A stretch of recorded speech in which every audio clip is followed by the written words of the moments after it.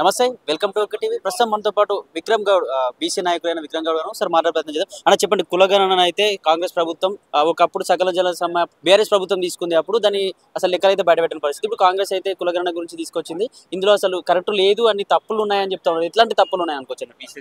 అసలు ఎట్లాంటి తప్పులు కాదు, తప్పు లేకుండా ఏది ఉందని మీరు అడగాలి. ఎందుకంటే ప్రతిదీ తప్పే, వాళ్ళు రాసిన ప్రతి వర్డ్ తప్పే, ప్రతి అక్షరము తప్పే. ఈ కులగణన అనేది కేవలం అగ్రకులాల కోసం చేసుకుంది, రేవంత్ రెడ్డి గారి కమ్యూనిటీ కోసం చేసుకున్న కులగణన ఇది. ఎందుకంటే బీసీ కులగణనలో 21 లక్షల మందిని తప్పించారు, బీసీలు తక్కువ చేసారు. అదే విధంగా ఎస్సీలలో 186,000 మందిని తక్కువ చేశారు. అదే విధంగా ముస్లింలలో 142,000 మందిని తక్కువ చేశారు.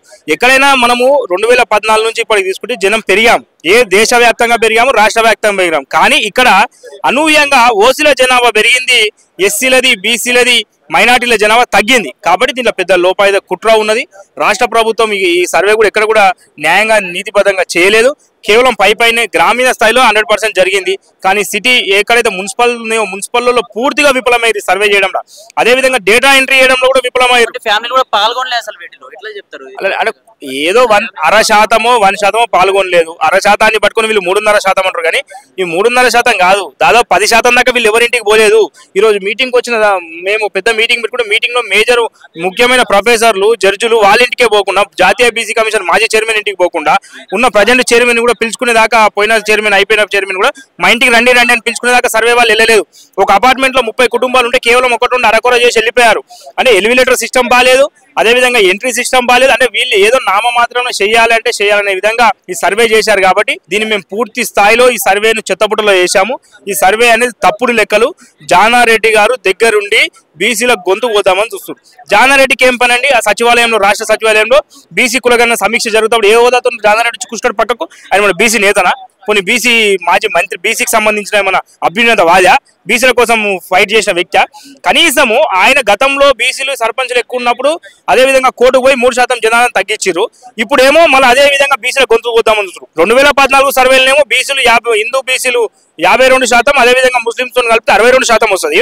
ఇప్పుడేమో హిందూ బీసీలు ప్లస్ ముస్లిం బీసీలు కలిపి కేవలం 48% వస్తుంది. ఎంతవరకు సమంజసం ఇది? 52% ఎంతవరకు సంబంధించింది? అంటే వాంటెడ్లీ బీసీలు ఆర్థికంగా, రాజకీయంగా, విద్యాపరంగా ముందుకు పోతారు, రేపొద్దున రాజకీయం కోసం మమ్మల్ని అణచివేస్తారనే భావనతో వీళ్ళున్నారు. ఏదో బాల్ తీసి బీజేపీ కోట్లేసి బీజేపీ కాంగ్రెస్ ఫైటింగ్ చేసుకుని మధ్యలో బీసీలను బలి చేస్తామంటే మాత్రం ఈ రాష్ట్రంలో చూస్తూ ఎవరు ఊరుకోరు. మీరు ఇచ్చిన మాట కట్టుబడాలి. మీరు ఇచ్చిన మాట నెరవేర్చకపోతే మాత్రం రాహుల్ గాంధీ గారు మీకు అపకీర్తి వస్తుంది. అదేవిధంగా రాష్ట్రంలో ఈ 2024 పాలనే కాంగ్రెస్ చివరి పాలనగా మిగిలిపోతుందని చెప్పి తెలియజేస్తున్నాం. మీరేమో బీసీ కులగణన కరెక్ట్ జరగలేదు, మళ్ళీ చేయాలంటారు. ఇది సాధ్యమే అంటారా? మరి రాహుల్ గాంధీ ఏమో దానికి సంబంధించిన పార్లమెంట్ లో అయితే మేము బీసీ కులగణన మా కాంగ్రెస్ ప్రభుత్వం మొట్టమొదటిసారి చేపట్టిందని చెప్పేసి కొంచెం మంచిగా చెప్పుకుంటున్నారు ఈ పార్టీ పరంగా. ఎట్లా చూసుకోవచ్చు అంటే ఇప్పుడు ఎందుకు చెప్తున్న క్లారిటీగా అంటే, బీహార్లో జరిగింది కులగణన. బీహార్లో 2 ఫేజ్లలో చేశారు. ఫస్ట్ ఫేజ్ అయిపోగానే మళ్ళీ ఒక 20 రోజులు సమయం ఇచ్చి మున్సిపల్ ఆఫీస్లో, మండల ఆఫీస్లో, విలేజ్ స్కూళ్ళల్లో పెట్టి ఎవరైతే మిస్ అయ్యారో దయచేసి రండి, నమోదు కండి అన్నారు. అదే విధంగా మేము చెప్పాము, ప్రతి ఎలిమినేటర్కి ఒక ట్యాబ్ ఇవ్వండి, ఎంబడి ఏ రోజుకి ఆ రోజు ఆన్లైన్లో ఎంటర్ చేసి డేటాను ఏ రోజుకి ఆ రోజు ఇవ్వమంటే వీళ్ళు అలా ఇవ్వలేదు. పోనీ ఇప్పటికి కూడా ఏ కులం ఎంతమంది ఉన్నారు, ఏ గ్రామంలో ఇప్పుడు 12,200 గ్రామ పంచాయతీ ఉన్నాయి కదా రాష్ట్రంలో, ఏ గ్రామ పంచాయతీకి ఆ ప్రాంతం నోటీస్ పెట్టు, నువ్వు ఎంతమంది కులగణనలో పాల్గొన్నారు, ఎన్ని కులాలు ఉన్నాయి, గ్రామ పంచాయతీ పెట్టు, తెలిసిపోతుంది. అంటే నువ్వు వాంటెడ్లీ నీ లెక్కలు చెప్పకుండా ఏదో నామ మాత్రం వాళ్ళు నింపుకోపోయేటప్పుడే పెన్సిల్తో నింపుకోపోయారు, అప్పుడే డౌట్ వచ్చన్నా మళ్ళీ తుడిపేసుకుంటారు అని. అదే విధంగా ఇది తుడిపేసి జానారెడ్డి, రేవంత్ రెడ్డి ఇష్టం వచ్చినట్టు రాసుకున్నట్టు. ఇది తప్పుడు నివేదిక. రాహుల్ అంటే ఇది ఓన్లీ బీసీల యొక్క ఓట్లను దొంగిలించే ప్రయత్నం అనుకోవచ్చు అన్న? ఓట్లను కాదు దొంగిలించే ప్రయత్నం, బీసీల యొక్క ఆత్మవిశ్వాసాన్ని, బీసీల యొక్క ఆత్మగౌరవాన్ని, బీసీల యొక్క ముందు చూపును దెబ్బతీసే యంత్రం ఇది. అంటే మేము 60% ఉన్నామంటే వేరే వాళ్ళు భయపడి రాజకీయంగా లేదా ఇంకో విధంగా వెనకపోతారు. కాబట్టి వీళ్ళు ఉన్న 46% అని డిమోరల్ చేసే పనిగా వీళ్ళు పోతారు. కాబట్టి ఈ తప్పుల తరగతిని సవరించుకోవాలి. ఎంత జోక్ అంటే 2011లోనేమో 3,60,00,000 మంది ఉంటే ఇప్పుడు 2024లోనేమో 3,54,00,000 ఉన్నాం మొత్తం పూర్తి జనాభా కూడా. అంటే ఒకవైపు ఏమో భారతదేశం మనం చైనాను బీట్ చేసి మొదటి స్థానానికి పోతే ఇప్పటికి కూడా మనం వీళ్ళు ఎన్కేసే ప్రయత్నం చేసినప్పుడు 4,15,00,000 పైచిలకు జనాభా మనం ఉన్నాం. కాబట్టి ఖచ్చితంగా వీళ్ళు చేసే అన్యాయాలను, అక్రమాలను ప్రజలలో తీసుకుపోతాం, వీరిపైన యుద్ధం చేస్తాం. ఖచ్చితంగా గ్రామాల్లో కూడా ఈ కాంగ్రెస్ ప్రభుత్వం పెద్దలను తిరగనీయమని చెప్పి ఈ సభగా తెలియజేస్తున్నారు. చాలా మంది అంటే కులగణన చేయకుండా మేము స్థానిక ఎలక్షన్స్ పోలేమని చెప్పేసి బీసీ నాయకులు కావచ్చు, ఇతర పార్టీలు కూడా చెప్పినాయి. వీళ్ళు ఏం చెప్తా ఉన్నారంటే కాంగ్రెస్ వాళ్ళు బీసీ కులగణన అయిపోయింది, ఇప్పుడు మేము స్థానిక సంస్థలకు వెళ్తున్నామని చెప్పేసి రిలీజ్ చేసిరు. అసలు ఇది ఎట్లా చూసుకోవచ్చు మరి? అంటే వీళ్ళు స్థానిక సంస్థలు పోయినా పోకున్నా 60% స్థానికాల్లో బీసీలే ఉంటారు సర్పంచ్లుగా. ఎంపీటీసీల్లో మేమే ఉంటాం. మాకు ఏందంటే ఇది కేవలం స్థానిక సంస్థలతో ముడిపల్లే బీసీ జనాభా. అన్ని రంగాల్లో, విద్యారంగంలో, ఆర్థిక రంగంలో, రాజకీయ రంగం అన్నిటితో మాకు ముడిపడి ఉన్నది. ఇది ఏవో స్థానిక సంస్థల్లో మేము చేస్తాము, మళ్ళీ 9th షెడ్యూల్లో పెట్టాలి, 50% మీద సీలింగ్ ఉంది, ఇందులో సహాని కేసు అడ్డం ఉంది అని చెప్పుకునే కల్లిబొల్లి మాటలే, అబద్ధపు బూటకం మాటలే.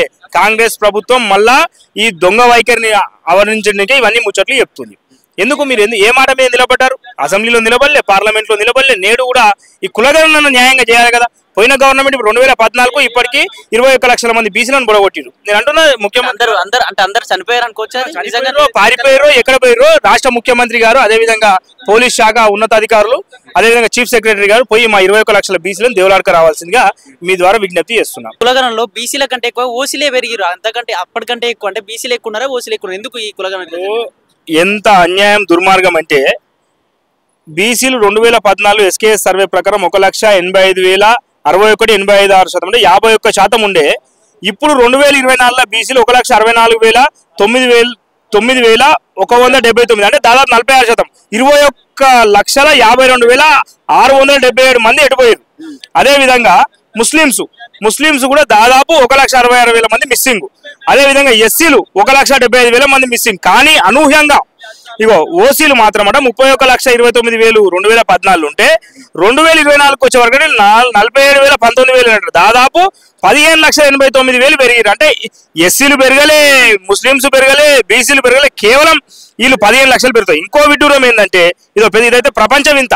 2014 మొత్తం తెలంగాణ జనాభానేమో 3,93,95,796. కానీ 2024 వచ్చే వరకు కేవలం 3,54,74,77,554 అంటే దాదాపు 9,18,000 మంది తగ్గిరు. ఇది ఎక్కడైనా సాధ్యమా? ప్రతి సంవత్సరము ఫెర్టిలిటీ రేట్ ఎంత, బర్త్ రేట్ ఎంత, ఇప్పుడు మన జనన మరణ ధృవీకరణ ఉంటుంది, పంచాయతీరాజ్ దగ్గర ఉంటుంది. మన దగ్గర ఇండియా దాదాపు 140 కోట్లు దాటే ప్రయత్నంలో పోతుంటే తెలంగాణలో 10 సంవత్సరాల తర్వాత కూడా 9 లక్షల మందిని తగ్గించడానికి ఇది ఎంత కుట్ర? ఇది న్యాయమేనా? ఇది ధర్మమేనా? ఇప్పుడు రేవంత్ రెడ్డి గారు కూతురు, రేవంత్ రెడ్డి గారు భార్య ఉండే అప్పుడు, ఇప్పుడు రేవంత్ రెడ్డికి మనమడు వచ్చింది కదా, అలా తమ్ముని కూడా 2 మనమన్లు అయ్యారు కదా. మళ్ళీ జనాభా పెరిగిందా తగ్గిందా? మళ్ళీ పెరిగింది కదా. ఇప్పుడు రేవంత్ రెడ్డి గారి కుటుంబం కానీ ప్రతి గ్రామంలో నేను ఛాలెంజ్ చేస్తున్నా కాంగ్రెస్ నాయకత్వానికి, ప్రభుత్వానికి, ఏ ఊరికన్నా పోదాం, తగ్గిన జనాభా ఉన్న గ్రామం ఉంటే మళ్ళీ కూడా మీకు ఎదురు చెప్పము. జనాభా పెరిగింది, 64% బీసీలు ఉన్నారు. అదేవిధంగా రాష్ట్రంలో కూడా 60-70 లక్షల జనాభా పెరిగిందని కూడా మీరు దాచిపెట్టారు. కాబట్టి ఎంబడే దీన్ని న్యాయబద్ధంగా చేయాలని చెప్పి కోరుతున్నాం. Thank you.